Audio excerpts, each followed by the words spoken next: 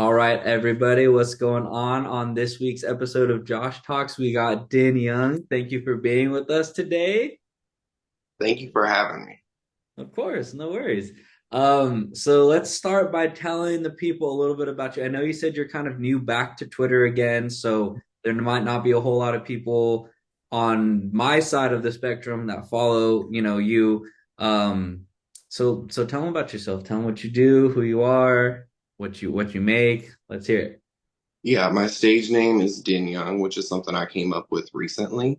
But my government name is Jaden Young. There you go. And I changed that just because I feel like as I got older and stuff, I wanted to kind of create a new identity with this music and stuff that I'm making. Especially recently with all the stuff that I've done and the people I've worked with. I kind of feel like evolving with my art and what I make now is way different from what I did when I was way younger. Okay. Um, and then, yeah, I'm also from Kansas City, Missouri, which is There sounds you random go. at the end of that sentence, but No, yeah, no, no, no. It's good. It's a little synopsis of who you are as an artist. So you said new identity. So I know a lot of us artists, because I'm an artist too, actually just dropped today. People won't even know what today is because this is coming out in a few weeks, our interview. But when I drop, I often have like those thoughts, like what I put out today was going to be like an alter ego project. And now I just said, nope, it's all going under the same artist name. I'm not going to split things up. So this new identity for you, is this kind of like almost like a rebirth, or is it like just because the music sounds so different, you figured, hey, new artist name, let's just start clean moving forward? it's both actually. It started off just as like a new name and starting clean and just making a general style of music. But then over time, uh, I had a lot of changes through life. I went through like a breakup, and Mm-hmm. I also had this meeting with Scotty Brand through Hard Drive, and he specifically was like, when he mentioned my stage name, he's like, "Who is Dyn?" And that made me like really think. I'm just like, huh, I can kind of create this persona and identify with like this new side of myself.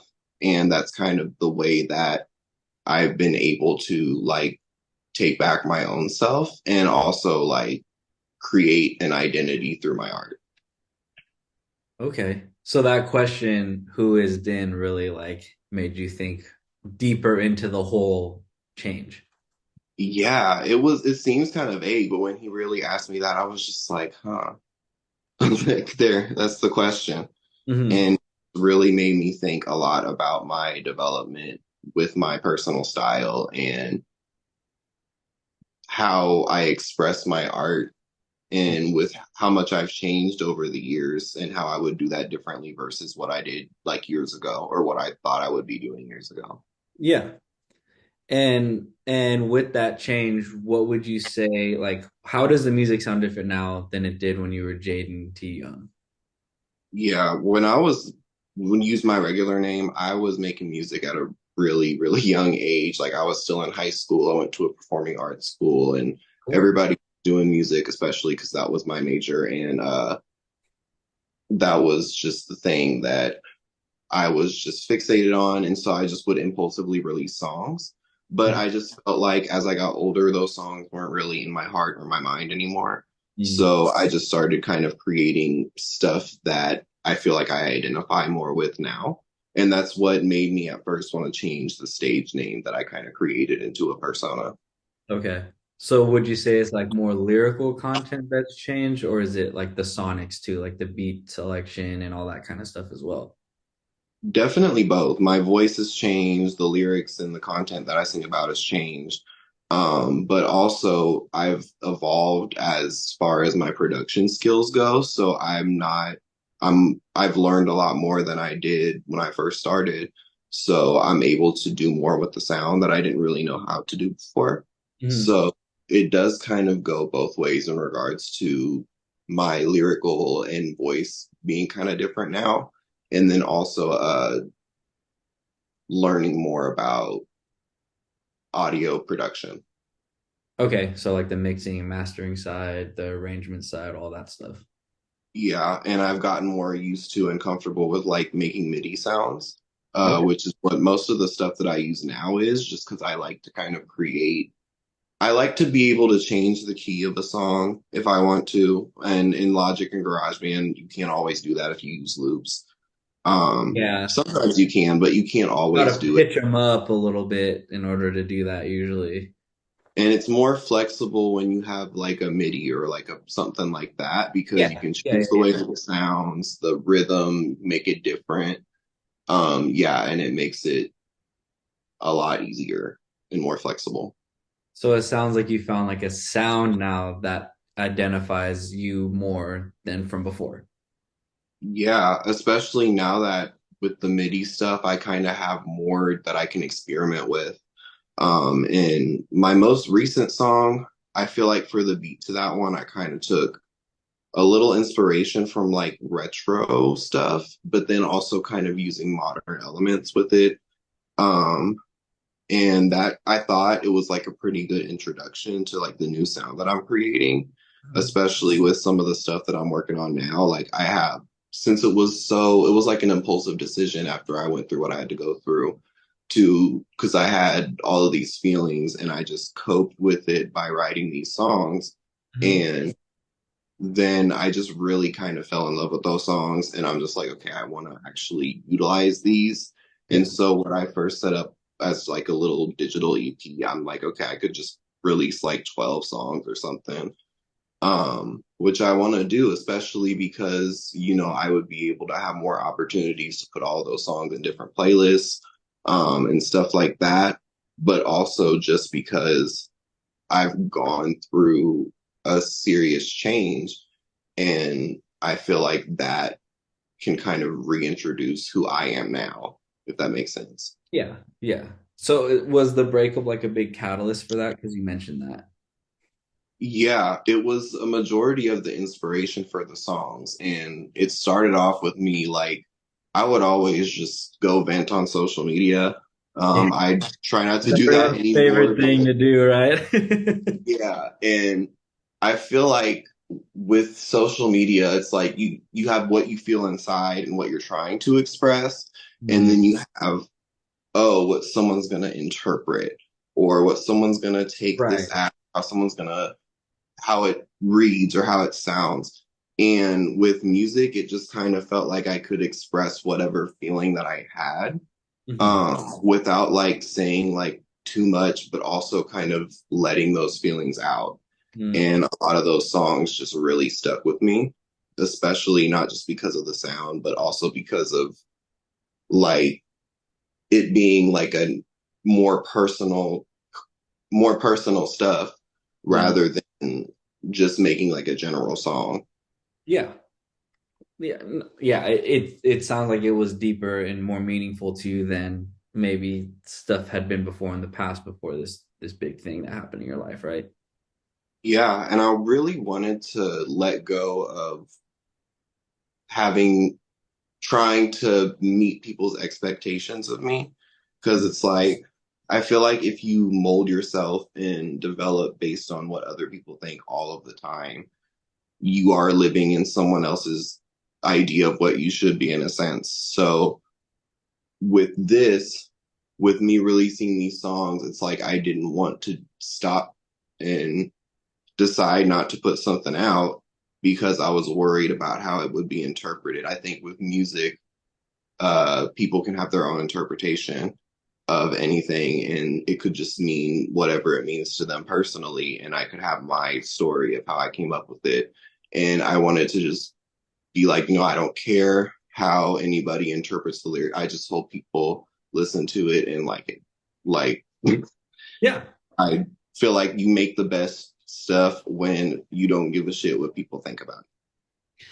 I was just gonna say, because like I said, I dropped today, right? And I had somebody DM me and they're like, bro, this song like got me like teary-eyed, like crying, like, and I was like, bro, that one? Like, not that I don't like that song, but I'm just like, you just never know how people are going to experience your music. Yeah, and it's kind of, when you do stuff about, when you write lyrics about personal situations, I feel like people have a Yeah. way of taking that and then Oh running yeah. off with They it. make it their own. Right, but it's like I'm just gonna put it out there now, like, okay, well, anyone can interpret it however they want to.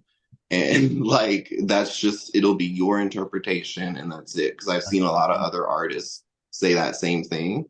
Oh And yeah. Yeah. it's just like, yeah, just let go. People can just think whatever they want to think of it. Like I can't help that. I just want to release the music. Yeah, yeah. But what I do love as a listener for artists whose music I do enjoy too is I do always love like those genius breakdown videos where they're breaking down the lyrics and what they meant to them, right? So there's those two parts because I'll be like, that's not what I got from it, but that's super cool because now I know what you meant when you wrote it, right?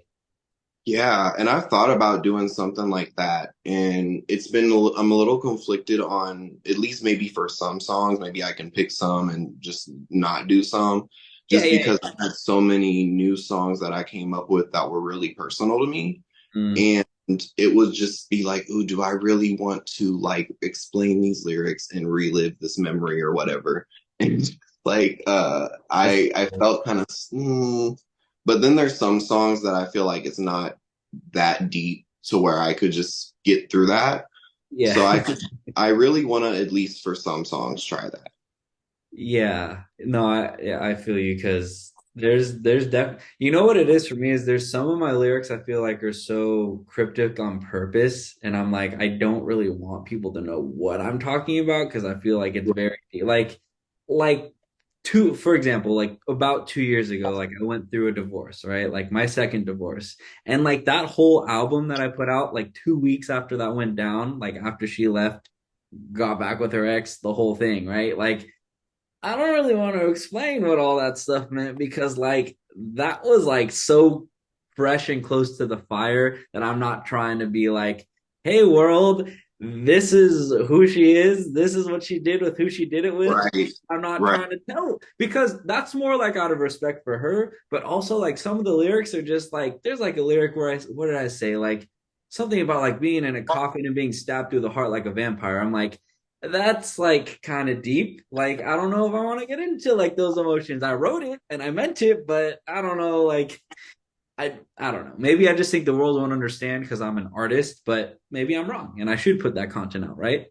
You never know. Yeah, I'm kind of divided on it. Like if I would have to maybe even prepare myself, like what am I gonna say? If it was Yeah, something you don't personal. want to say too much, right? Yeah, and then I also feel like again with like, wanting to respect the other people who were involved in your life, but then also And everyone's the gonna like artistry, interpret it in some way, right? that's tough too because people are gonna And it's get like, hurt. where do I draw the line between, okay, I'm not gonna put all this energy into what people think versus, okay, maybe I should make sure I say this in a way that it's not gonna be taken the wrong way or Yeah. made into drama.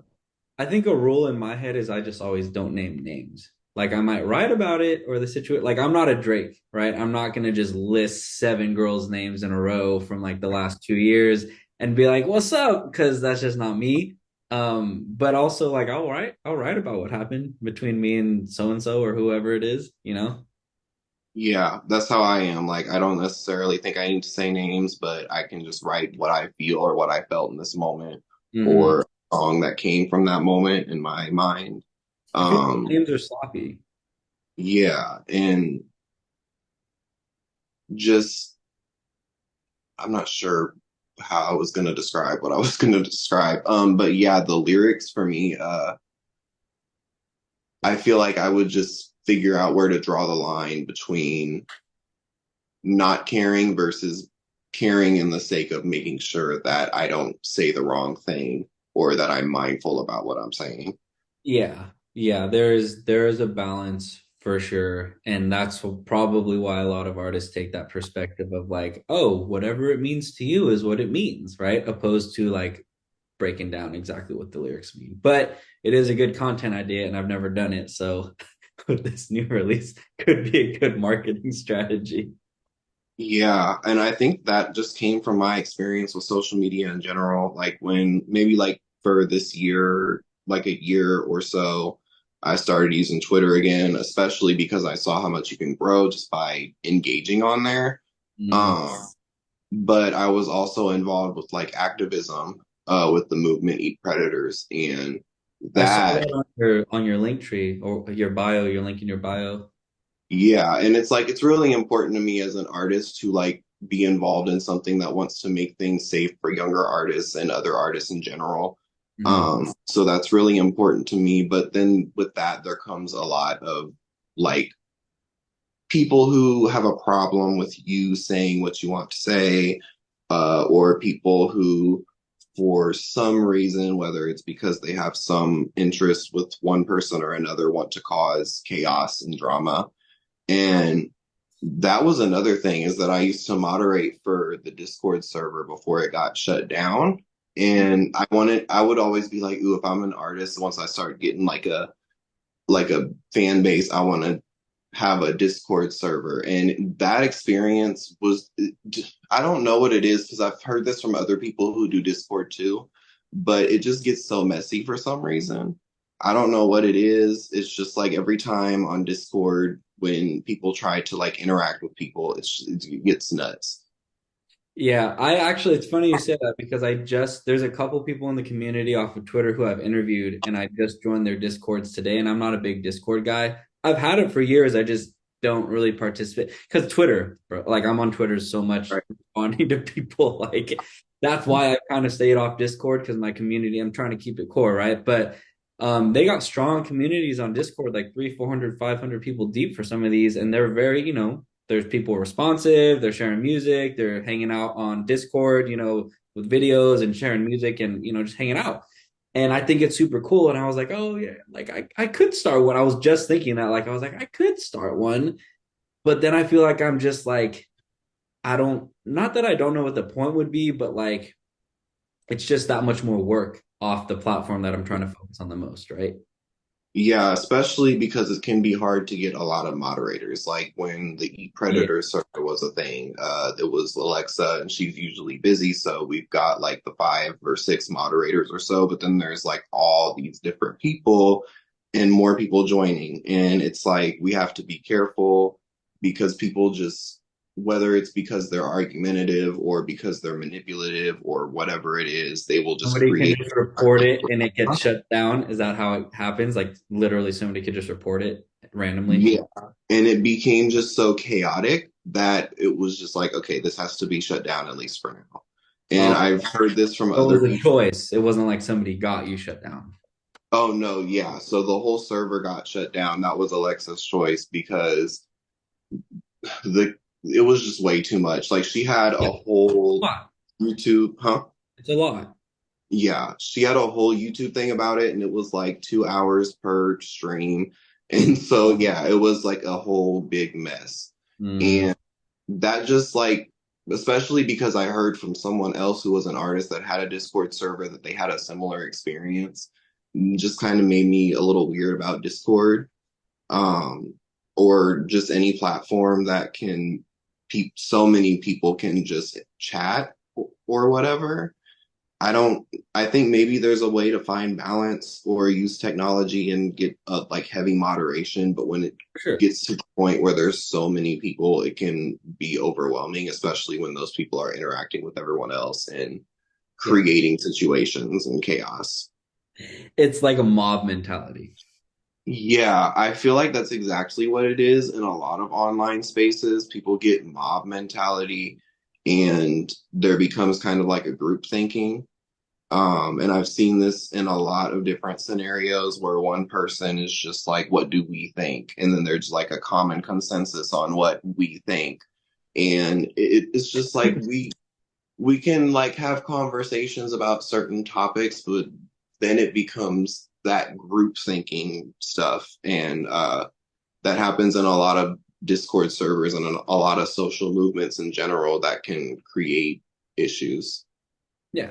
100%. It's happened to me a few times on Twitter with certain releases, like that release I was talking about, where people just quote tweet the snippets that I'm sharing to the timeline and they're like, this guy's terrible. And I used to make music with these people, and half the comments are hating on me because one guy was hating on me and they're siding with that dude. And then the other half are my followers that still follow me and they're like, hey, he's a great guy. Like, shut up, basically. And it's just like, it almost gets to a point where people aren't even thinking; they're just seeing what's more popular and they're and citing react to it.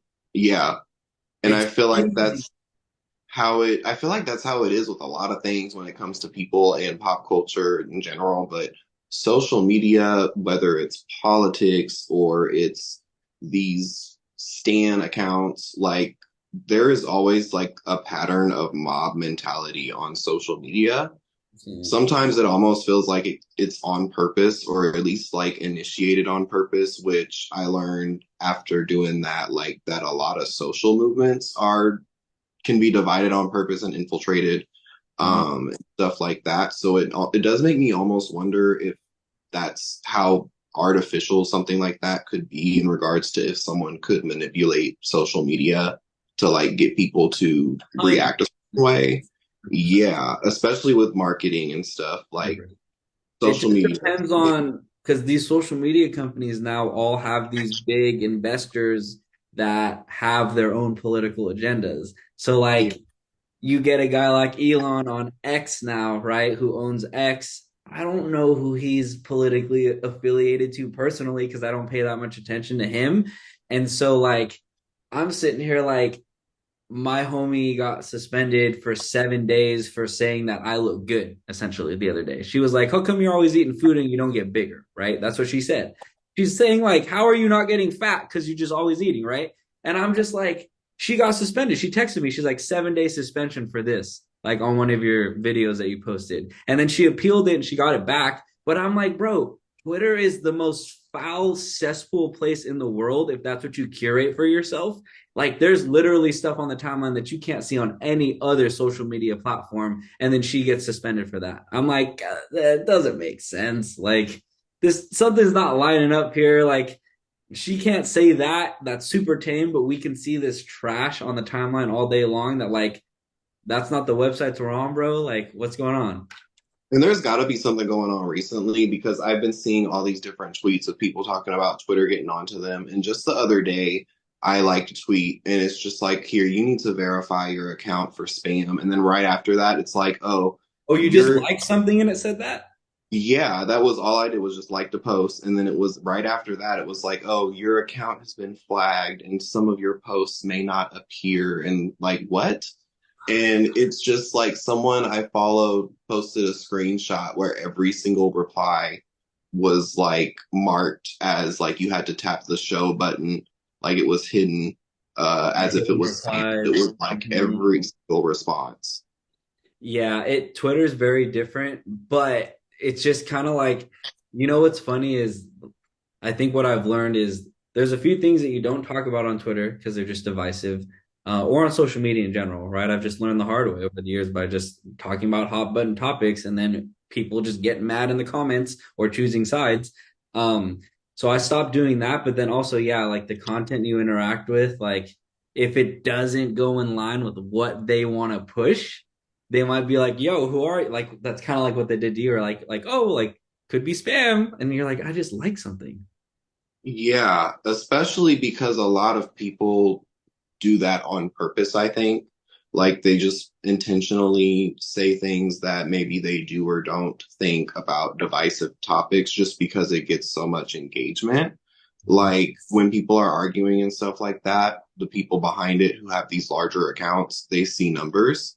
So stuff like that, it's just like it does make me think about the way that the system is set up and how people can take advantage of it in that way. Hmm. I my parents were telling me the other day because one of my parents uses TikTok, the other one doesn't, right? Which is kind of funny. And they're like, yeah, like 'cause this whole TikTok ban thing, right? That they're talking about again. TikTok's they're trying to get it banned, and if they don't get it banned, they're trying to push a bill where they can basically use all of our social media to just like see what we consume to keep feeding us the stuff that we like. I think that's the intention behind it. But I think at the end of the day, they just get more of our information, right? And so to push their agenda. So like that's they're like, oh, you like this? We're gonna show you this. So you see the other, type of thing, and it's like, oh, like if that's the way things are starting to go with all this stuff and paid marketing for Instagram and Twitter and TikTok and blah blah blah, and you don't get shown unless you're paying for ads, I don't know how much longer. the platforms will last, because I think at some point, some people are just going to start pulling the plug and being like, oh, I can't even be on this because I don't see anything that I like anymore. And it's just what they're pushing to me, right? Unless you're like an activist who's like, no, F that, like, this is what I think about it. And then you might just get banned for saying something. And then there's no freedom of speech. Yeah, it's such like a disaster, it feels like. 100%. No, it's very different than how it was 4 years ago when I started on the platform. I'm not mad at it, but I'm just kind of seeing it for what it is, and everybody's kind of taking stuff off platform just in case things get shut down or platforms go a direction that they don't like or they don't align with, and then they don't want to use it anymore because they don't want to support it, which is fair too, right? I mean, with COVID and everything, everybody started like, oh, I don't shop here anymore. Oh, I don't shop here. I don't go here. Like, I don't hang out because they support these agendas and they are under these people that I don't like. And so I'm not supporting it. Like, I get it. Like, we're all kind of having to pick and choose, like, how we live our lives now ever since COVID. But that wasn't really a thing too much before COVID, I don't think. Not that I was, And I think more people were online and on social media, and it's like online is not we're the just same. investigating and learning about all these things that they didn't know about before. Yeah, and it's more time to push ads and like social media posts and the algorithm. Mm-hmm. Like when you're at home all day, then this algorithm thing has more control over what you see versus you going outside and like going to see something for yourself. Mm-hmm. And that's there's this movie on Netflix. It was called The Social Dilemma that like has this whole thing about how the like the algorithm works and how it can be problematic, and it's really interesting. But yeah, I feel like COVID specifically, because so many people were just in at home all day, that changed things big time. And I think even like it's in the names of these like things, because I think I did the longest fast I ever did from social media, because this was my business for years, right? Just like Instagram to Twitter, like to just building my brand and teaching others how to build theirs, right? So I was on this stuff every day, heavy, like responding to notifications in the morning, responding to notifications in the evening, working my business during the day. And so it was a big part of my life because money was coming in from it, right? And so when I did a 3 day fast like a month or so ago, and I just had to delete everything off my phone just so I wouldn't use it. I wasn't eating food and I wasn't doing social media, right? It was crazy. And I was reading the Bible a lot. It was this whole spiritual awakening, right?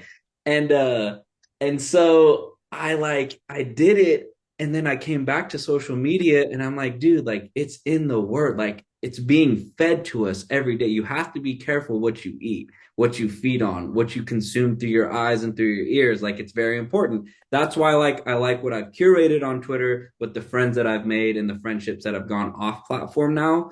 But that's the best part of social media. The worst part is just all this sludge that kind of gets pushed to us all the time that we have to filter through and be like, nope, not interested. But sometimes we all get sucked in to the nonsense and the drama.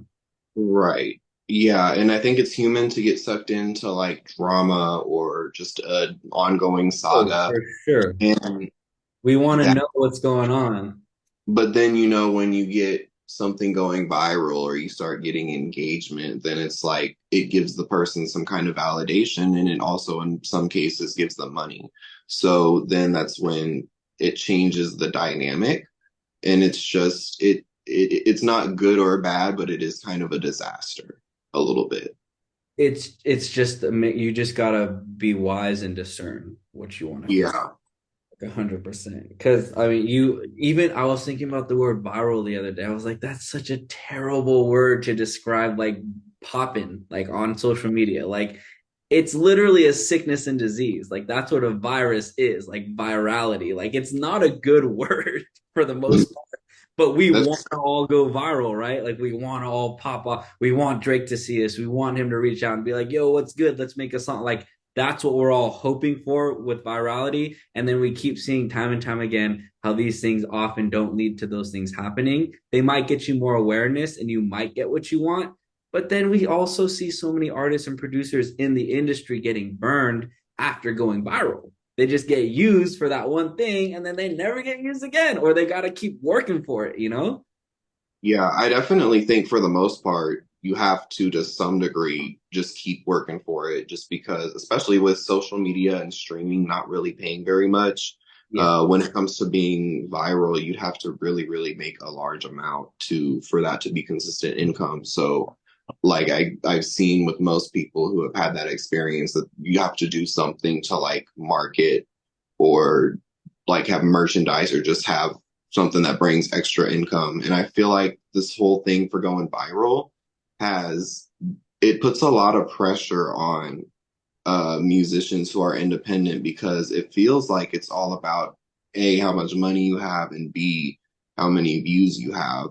And it almost has that same effect like social media does, where you start worrying too much about likes and streams and stuff like that. And then if you're not careful with like the balance and the mindfulness that you have with it, it can become that insecurity that social media gives you.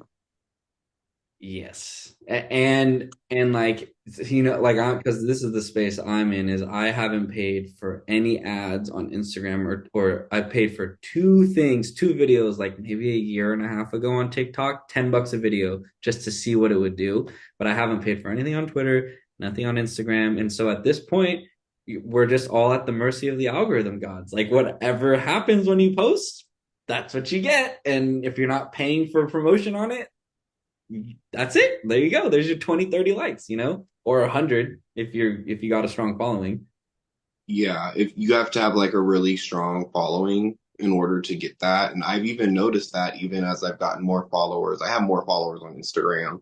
But both Instagram and Twitter, you can have a bunch of followers, but then you can still have posts that just don't get any likes or get one Yeah. like. And Yeah. it's just because the system has control over everything people see unless the person actually goes and touches the button that turns that off.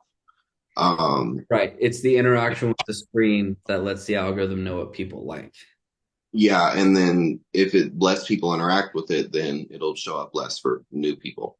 That's how it seems like it's going. And it's just like what always comes to my mind with like this part of the conversation we're talking about is like if you live for their applause, you'll die by their criticism. And it's just like why do we make music? For ourselves, first and foremost. We enjoy it. It's something we like. We like writing. We like singing. We like building out the instrumental. We enjoy that part. And that's the part that's for us and that's therapeutic for us and that we enjoy because there's something we want to get off our chest or there's a situation we want to talk about that we might not want to have conversations about anymore, but we want to make songs about now.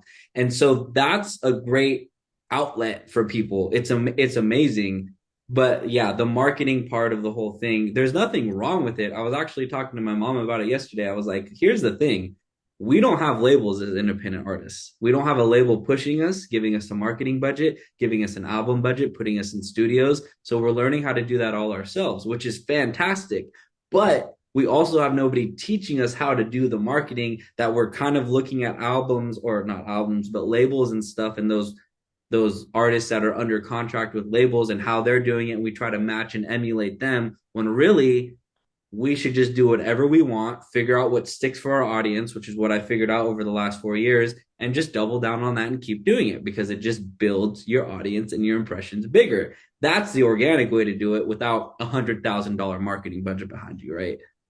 Yeah, especially you if you utilize, I'm still kind of learning my way around this, but just being able to make a more engaging post or a more intriguing post to promote the song versus just Yeah. posting a video of it, that can really maximize like what you get out of the advertising because I've noticed the difference with the things that I've chosen to run as ads for Instagram. It's really it does vary on post to post, but sometimes if you use certain strategies to design the post a certain way, then you can get more than what you usually would from the. Yeah, it's like the call to actions at the end of every post is always great, asking people what they think or to leave a comment below on what, leave a fire emoji or like whatever, right? That kind of stuff. Like it usually gains more interaction. The people that amaze me, and I don't know how they're doing it, are like the homies who've just been pushing their music. Well, maybe they have just a couple more years on me for pushing their music, but like they'll post snippets of music videos on Twitter and be like, video unlocked at 115 comments. Like this guy, John Darko, who I've made songs with a couple times over the years, and he'll get his 115 comments.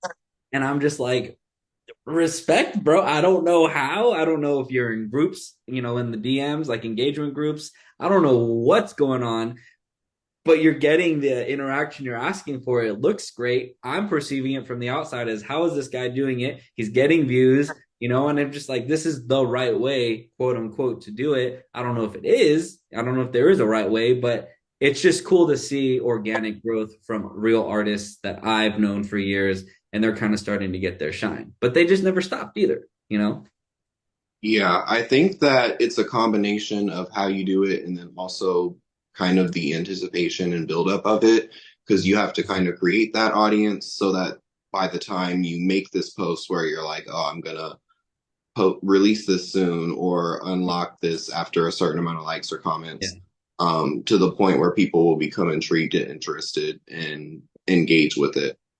And I think what a lot of people are doing too behind the scenes that we don't often think about because we just see these likes and comments on social media and we're like, oh, they're popping. I feel like a lot of these people are super engaged in their community too. Like they go to a lot of shows, they meet a lot of people, they're out a lot.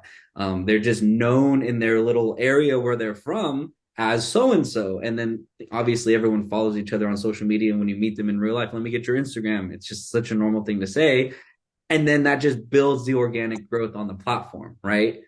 I, because of COVID, my following is mainly from internet people that I haven't met in person yet. Some of them I have, most of them I haven't. It is what it is. But once it becomes a real life relationship, people that you meet and you see all the time and you build that, then you have more people coming to your shows. Then you have more people buying merchandise because you're just always out there all the time. You're just making yourself a presence in the community and giving value to that community in real life, which is what I did online out of necessity because we couldn't go outside anymore, right? And Mm. so that's the reverse to the script is just like get out there and just, be as supportive, be as helpful, be there for those people in your community that do what you want to do, and then watch how that grows organically as well. Yeah, especially when you do it consistently, because I've seen a lot of artists who just go at it for years, and just keep consistently doing something, It whatever it is. helps. It just really grows over time, even if it takes time. At the end of the large amount of time, if you've been consistent, then you have a much larger audience than you did before because you just only had more and more people see it. Mm-hmm. And you go from 10 people at a show to 20, and you go from 20 to 30, and then 30 to 40, right? And Yeah, it just grows because you just don't stop doing it, right?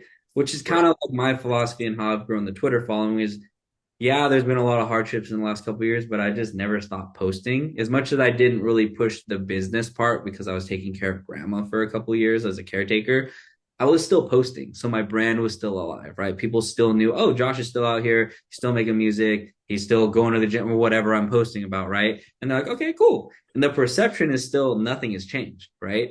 In their eyes, oh, he's still doing music full time. But I also was telling them, like, oh, I mean, here I am with grandma. I take care of grandma, blah, blah, blah. So it's just like everything. As long as you don't stop, you win. I feel like that's a great life philosophy. Yeah, I think that that's what has been keeping me going is, just doing whatever I can and making the most out of my day in regards to working on things and planning, and making content. Like I've been kind of polishing some of the songs that I've been working on. Like after I went through that breakup, and everything else that I had to deal with, I had like made like 20 different rough drafts, and a lot of I think that that's the best way to make music because if you make a lot of rough drafts, you can pick out of it which ones like really stick out the most. And that's kind of what I've been doing is I have a few songs that just they really stuck with me. And that's why I was able to create like, oh, I want to turn this into like this full length album and make it a bigger thing. Because those songs, no matter what it does when it first comes out, those songs will always be there in a Mm-hmm. sense. So if it really sticks with people like it did with me, um, which my first song, I did get a lot of good feedback from that. So I've been kind of using that style and the similar techniques that I used to make that song with the beats in the ones that I'm doing now. But then I've also learned a lot more recently, and I'm able to make more things that sound more dynamic and different. Yeah. Yeah. And I think how you're doing it is a key way to do it because at the end of the day, like you're saying, I always say this too, like your old songs aren't old songs to your new followers, right? So like you having a project out there that's living forever now on Spotify or Apple or whatever, right? You can always go back and make new content for those old songs, and you're going to introduce it to 10 or 20 new people that followed you this week or whatever, right? Especially if they're like collab posts. If you are, like I said, like collab posts on Instagram and stuff are always huge. Yeah. But if you're tagging the producer that you made it with on Twitter, right? They'll probably run it up and share it for you. Um, Usually if they're feeling the song, but I do it regardless.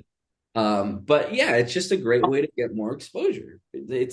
You're creating something that's going to live forever, and then you can always go back and pull from it and make new content from it from your favorite songs. Yeah, and that's what I think is great about collaborating and being able to have more resources to network with people. That's what I really liked about Hard Drive, and I'm still really benefiting from using, is because, you know, you can always meet different people. You can hire these different service providers, who have worked for all these different artists that are really big. And you are able to just even the meetings, there's meetings and stuff you can go to, and there's stuff for like sync deals and getting shows or Mm. getting songs on TV shows and stuff like that. You're able to just meet a lot of interesting people and a lot of people who can help you find like navigation throughout trying to build something for music. And so what they're called, you said their name a few times. Hard drive? Yeah, it's called Hard Drive. It's spelled like HRDRV, I believe is how you do it. Yeah. And it was founded by this songwriter who she goes by Mickey Shiloh, and she's written a whole bunch of songs for different people. She's written for like Victoria Monet and Britney Spears and all these different people. Yeah. She has a few cool songs, and I really like that versus some other subscription-based stuff that I feel like only gives you distribution. They're actually giving you resources to help you grow. Uh, And it's not like you're just paying monthly for distribution, which always seems so weird because it's just like there's free people who do that for free. And a lot of these yeah. companies will charge you like out of the arm and the leg just for distribution. And it's like you can take that money or even just put a little more on it and get more resources from them. Yeah. No, I didn't even know that organizations like that existed. Um, because from my experience and knowledge, like I said, really coming into this in 2020, like, yes, I've played guitar my whole life, and yes, I've been producing for 10 years off and on at this point. Um, I back in 2020 it was like if you wanted to learn how to do sync, you had to go through sync libraries and you had to submit for yourself, right? So that's cool to know that there's things. I was thinking about that today at the gym. I was like, everybody's just kind of making these apps where you can do everything all in one place now. You can see all your Spotify stats in one place, all your Apple stats in one place, all your YouTube stats on one platform, one dashboard, right? And so that's cool to know that there is something similar for like songwriting and stuff too, and as well as distribution. Yeah, and just it's the only thing I've ever found that's like that. Uh, in regards to what they have because it's like there's similar things, but they don't ever have as much as they do. So it's like they have service providers, they have these different meetings you can go to that's included with your subscription and all these different things. In even the service providers, you can get way cheaper than you would if you were just going on SoundBetter or something Mhm. because of that subscription. So I think it's a really good opportunity for artists to have these kinds of tools. And I do think that the way technology has changed has also made things more accessible to artists who want to do it on their own. Mhm. And have you seen a lot of success like playlisting and stuff through their organization, or how's that gone for you? I've kind of experimented around. I've used multiple sources through Okay. playlisting. There's another one that I used for they put it in a bunch of different playlists, but that seemed to kind of bring in some good streams and it was a little slow. Mhm. But I've noticed that playlisting when you have a good song or a song that can vibe with certain people is one of the things I think is best to do for streaming. Like I said, streaming is just something that would only really be good for exposure until you get a lot of it Mhm. because they so little, but you can still get exposure from that and people are always listening to those playlists on the shuffle and usually the song's going to always be there. Mhm. So for a while you can just get into a lot of people's libraries that way. And were those paid playlists for you? Yeah, so at one point I purchased it was like a campaign Yeah. where they pitched it to multiple different playlists and I could see through the app for the distributor. I could go and see how many, if someone added it to every playlist on Spotify. So I could see that it was added to multiple playlists. And it definitely does take time. But I think if you're really reaching for like a whole bunch of streams or virality or even something close to that, I Mhm. feel like it does take time in general to get to a really big number, Yeah. especially if you do it completely organically, Mhm. um, and don't focus on ads as much. Like I wasn't consistently running ads, but I was doing it from time to time. Yeah. And I noticed the difference. But when you start from scratch, which is really what I was doing when I created this new persona for myself, um, when you start from scratch, it does take a little time Yeah. to get like a larger, consistent audience. Okay. Yeah, because for me, I've never done playlist pitching or anything. And it's not so much that I don't think that it works. I just don't know. For me, it's always the stream farms that get me. Like I'm like, are these real people really listening to my music? Are they going to translate to fans and followers that are, that's always the concern for me. Um, just because I don't I guess at the end of the day, what it comes down to is one, I don't trust it, and two, I just haven't seen enough people make a strong ROI on it where it makes sense. Because I know when like Playlist Club and stuff came out, it was like $50 a song to pitch. And so I know there's tiers to it now. It's changed it a lot over the years, but like I don't know where those streams are coming from. Like I just never know. And yes, we all want as many streams as possible. I understand that. But I just feel like we hear a lot of stories too where people are like, I got 1 million streams and I make no money because I can't sell merch. Nobody's buying blah, blah, blah. Because like, I don't think those streams translate backwards to the social media platforms to followers, right? Necessarily. Maybe you've seen different and you could speak to it, but that's just kind of been what I've heard from people that have done it or what I've seen. You have to be diligent, or because there's a lot. You have to really look into the people that you're giving your money Mhm. to just because there's usually a lot of red flags when something is a scam, Mhm. especially those bot farms and the stream farms and stuff like that. There's certain ways you can kind of tell what's real and what's like something that's probably going to give you fake views. It's something you have to just be really careful about. I think if you have like a network of people, it's best to like ask around Mm. for places that do playlisting because I feel like if you put it into Google, you're going to get a whole lot of BS. Yeah. At least from Have you my noticed experience. like if a song pops on playlisting, have you noticed like your followers go up on socials at the same time? Have you noticed stuff like that?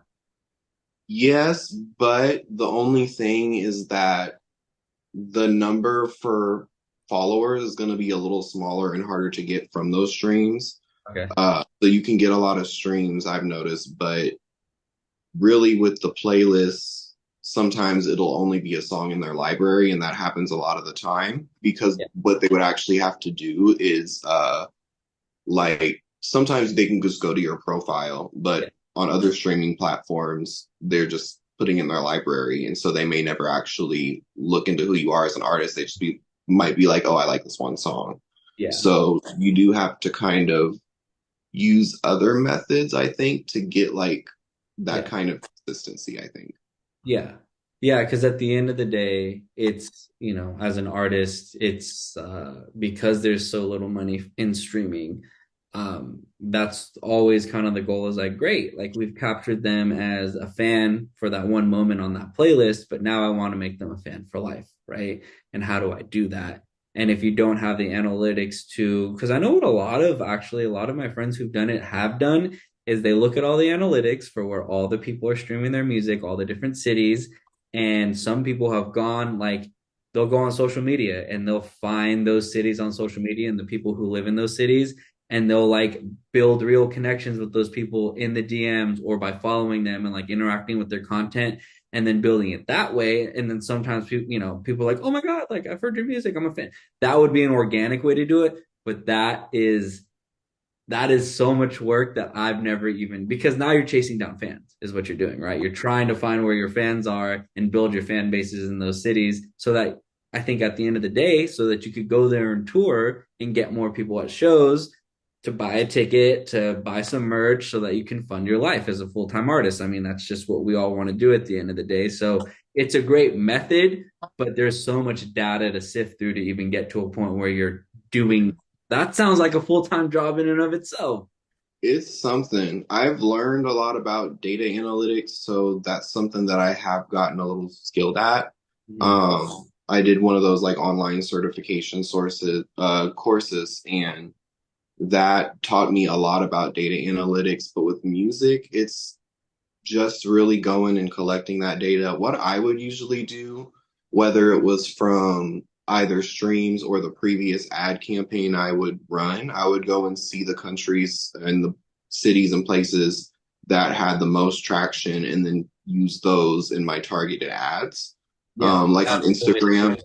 Yeah, yeah, that's what I noticed would be really effective. And I would also do it to where in the ad, the people who the areas that got the most attention, like going and using that, kind of narrowing it down even a little more, mm. and it kind of gets more traction. And it is a slow build, but you definitely do notice it. And that's something that I've noticed. Yeah, yeah. And there's nothing wrong with that. I guess the approach that I've taken more so, like I said, like this whole time, right? Like which is the doubling down approach on like where my followers are that I've built out at this point is like just focusing on transitioning those people who might be fans of me as a person into fans of my music, which is always easier to do than the other way around, right? Yeah. So like taking the socials and then building fans off the socials instead of finding like analytics from playlisting and being like, oh, this is the way to do it, like trying to pull in there and find, like you said, it's a slow build. Nothing wrong with it. You might have more loyal fans at the end of the day that are spending more money on you per drop or whatever. Maybe I don't know. I haven't done both to be able to like analyze my own data for myself, but it's a slow build. But on the other side of it, there's the social media tool and just building that out and building fans from your followers, which is great. But it just they both take long. Oh, With social media, you have a little bit of an advantage because you can engage and interact with people, and you Mhm. can't really do that on Spotify. No, not You yet, know, at least, unless they give us a social aspect. like you can do certain things. I know there's ways you can make your lyrics show up, which I usually try to do. And then If you could also, get comments, that would be cool. that would be great. Just a way that Then you you could, could talk to people. yeah, because then you could get more like traction, and you could kind I'm of get sure they more want to go in that direction. I wouldn't be surprised. You know, right. It would the only definitely, social media type of streaming platform because it shows everyone your monthlies. That's like, yeah, and a lot of people often share their playlists and they follow each other on Spotify. So it would not surprise me if they did something like that, but that would make in regards to being an independent artist and doing it yourself, it would be nice to be able to engage with your audience on streaming so that you can yeah, have more people long term and you can't really engage or interact with the people. So if there's someone who just has your song and is just listening to it in a playlist, you there's don't know not who really they are. manually do, right? Yeah, that would be cool. I don't know. We'll see. We'll see what happens with all. And then you got Kanye on the opposite side of the spectrum, who's like, "Buy my album. I'm not going on streaming with this next one." So what are you gonna do? But no, I think you've done it well. I think even like this interaction, like how you saw me posting about having podcast slots opening, you're like, hey, what's up? And we talked about it, and we scheduled something, and you had no problem paying a small fee to take the time and get on the platform and share your stuff with the world. That's respectable because that's you investing in your craft. That's what you're doing, and then building a relationship with me too. And like I said, there's more stuff we could talk about off platform, and just see where things go. But like at the end of the day, the way you're doing it, it seems like you're being very diligent about your art, about your business. And you're not against investing in yourself to see where things can go, trying different things just to see what the results are, which is amazing because I don't know, like I said, I've been out this game for a minute in terms of like business and marketing and all that kind of stuff in terms of selling those services to people or just building out another leg of the business like with this podcast. But you are the type of person who, in terms of artistry, when I look at someone like you or you as yourself, you're doing it. You're investing, you're putting the time and effort, you're putting your money where your mouth is, and you're putting your music out and you're just trying to grow and build. That's great. Obviously, don't break the bank. Don't spend all your money so that tomorrow you don't know what you're going to eat. But, if you put most of the money into this kind of stuff, you're going to win in the end because you're just going to learn more and you're going to learn what works and you're going to learn what doesn't.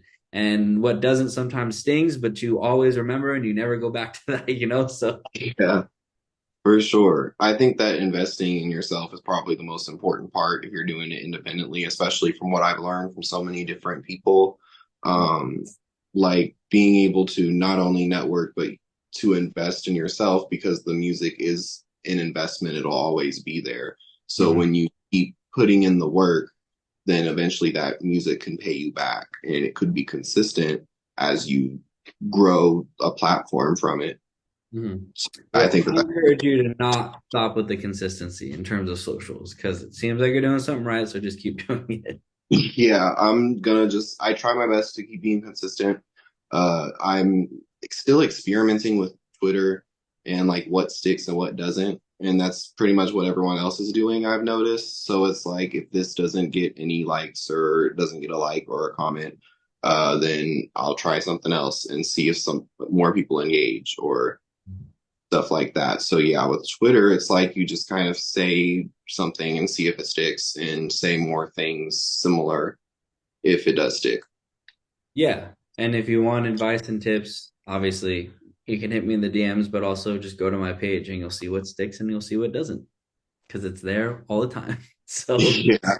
I'm not like a perfect example of what works. There's plenty of stuff that I have that doesn't pop, but then there's plenty of stuff that does. So because at the end of the day, it's my social media, right? I want like, okay, on a day like today when I'm dropping, most of my feed is going to be new music. Go check out the album. This is how you can check it out. This is where it's going to be at, obviously. But for the most part, it's just engaging with the community, asking questions that they want to answer, which I've kind of figured out over time. And sometimes I ask questions that they don't want to answer. So it's like there's not any perfect way to do this, but there are tried and true methods that work pretty often with the community once you've engaged with them first, built community, gave them something of value. For me, it was guitar loops and melodies. I was giving those away for free at first. People started asking me to make them custom ones for a price point, and then I started building out that part of the business. But I was giving first, right? I was just giving something all the time, giving value, and then asking for something where I would post a tweet like, hey, got 4 podcast slots next week. Who is interested in getting on? And then you go from there. And then you can, you build business relationships that way. But I've just got to give way more content to the people than when you're asking for money, right? So, because they'll invest in you. I mean, you're living proof, right? But you saw somebody with a platform and you're like, hey, this is awesome. This is something that, I want to get on to bring more awareness to your brand. That's great. That's collaboration. That's business collaboration. That's perfect. There's nothing wrong with that. Yeah, I think that that's an important part of it. And also, yeah, I really want to work on, especially with Instagram, getting more content out there. And I'm still kind of finding something that works for me because it's different on Twitter with where you can just text something. But Mm-hmm. on Instagram, you got to come up with like a video or a post or something that engages people. And I've had to do a lot of experimenting with what works and what doesn't. and what, because everyone's content, it may be some similar, but everyone that is currently doing well from doing that is it's all kind of unique, and it's something that is unique to them in a way. Mhm. And so for me, I'm still kind of figuring out what works the best and what I like the most. Mm. Yeah, and it's a constant experimentation process. That's we've all had social media for a little more than 10 years now, and things constantly keep changing in terms of content and what people like and what people don't like. And like we were saying earlier in the conversation, I think at the end of the day, sadly, but it seems like it's going this way where it's like they're gonna push what matches their agenda. Yeah. And if we ain't matching it all the time, then it might not get pushed as much. If we are, great. And then there's the diehards that are always going to like your stuff regardless and just be paying attention because most people are watching, they're not interacting. And that's just a fact. Look at story views, it's insane, right? Yeah, the ratio of, I think when you look at the data on social media, the ratio of views versus like likes, shares, and whatnot is always, there's always going to be a huge discrepancy. And I even noticed this like scrolling through social media is that you see more stuff than you put a like on, or see even more stuff than you reply to. Mhm. So it I'll does, watch a little bit. yeah, you have to kind of find a way to engage enough with the person that they feel like it's worth putting a like on or leaving a comment. Yeah, yeah. And that's probably where I've doubled down the most on Twitter is just like interacting with the homies or people that I've seen showing me love consistently or whatever the case may be as much as possible. And Instagram, I do that less, but the way I do it because I don't scroll Instagram too much because I follow so many people is I'll do story replies. I'll swipe up and give reactions to people's stories and stuff just like to let them know like support, right? And so that's how I do that, but on Instagram. But for the most part, yeah, it's engaging. It doesn't matter where, just find one community and engage into it consistently. Don't try to spread yourself too thin and do it everywhere because then you're just constantly typing and texting and always just find one place and do it well. You'll do well. Yeah, that's my goal for creating content is just finding what works the best. And I'm still narrowing it down a little bit, Yeah. but I've, especially lately, have been with the new stuff I've been creating, I've kind of formed a persona a little bit Yeah. for myself and my art, and I feel like I've gotten more ideas that I didn't before. So yeah, I just have a lot of ideas for content, and I'm still narrowing down what works the best for me, but I can't wait to see where it goes when I put that stuff out there. Yeah, and I mean you're a likable person. I'm sure you won't have a problem sharing that. So, with that being said, tell the people what you got going on, what's coming next, where they can find you once again. Maybe like a music video that you're pushing the most. What's tell all the cameras, which is just this camera, but let's what. Yeah. So my song Found Out is available now on all platforms under Dyn Yng. My Twitter is at Jaden T. Young. My Instagram is at Phoenix2NE. Okay. And I have an album coming out that is called Shattered that I am aiming to put out in the summer sometime, like June or July. But I do want to try and release like a miniature version of it beforehand, like with like maybe 4 songs, and then after that, releasing the full length or doing something like that. Tie it in. There's ways where you can release all those 4 songs, and then it's I believe it's under the ISRC code when you do submissions. If you use the same ISRC code for all 4 singles, or maybe even the EP, I'm not sure about the EP, but the singles for sure, all those streams would count towards your album streams too. So that would be a great way to do it. Yeah, that's something when I was really, really young, I didn't know about and I had to learn about. So I'm gonna make sure to try and do that because then it doesn't automatically add the full album, but it updates to the album in the library. Mhm. So it makes a difference, and it also is one thing you can do that makes it engaging. And then for marketing, it makes your first day album streams look a lot better because you've had songs out for like the last month or so that are attributing towards the streams of the album. So it looks And like also you're suggest, blowing up. yeah. Yeah. No, that's awesome. Thank you. I appreciate the time. I'm glad that people got to know more about you. Have you, I was gonna ask because your handles are different for Twitter and Instagram. So have you tried to make them the same? Not yet, but it's something that I'm gonna do. I might shorten it just to my stage name if it's not Yeah. taken, Yeah, do but that for sure. People that would would love be a that. great idea. I think it would make that, I think it would make people find me quicker, That and marketing and branding would be that much easier for sure. for sure. All right. Well, thank you, man. I appreciate it. Enjoyed the conversation. I'm sure I'll be seeing you on the timeline more, and we got some more to talk about, like I said, off camera. But yeah, appreciate it. Thank you guys for joining Josh Talks Dyn Yng this week. A round of applause. Thank you. Appreciate it. And I'll be seeing you around. All right. Yeah. Thank you so much for having me and to everyone who watched this. Yeah, of course. Have a good one, man. You too.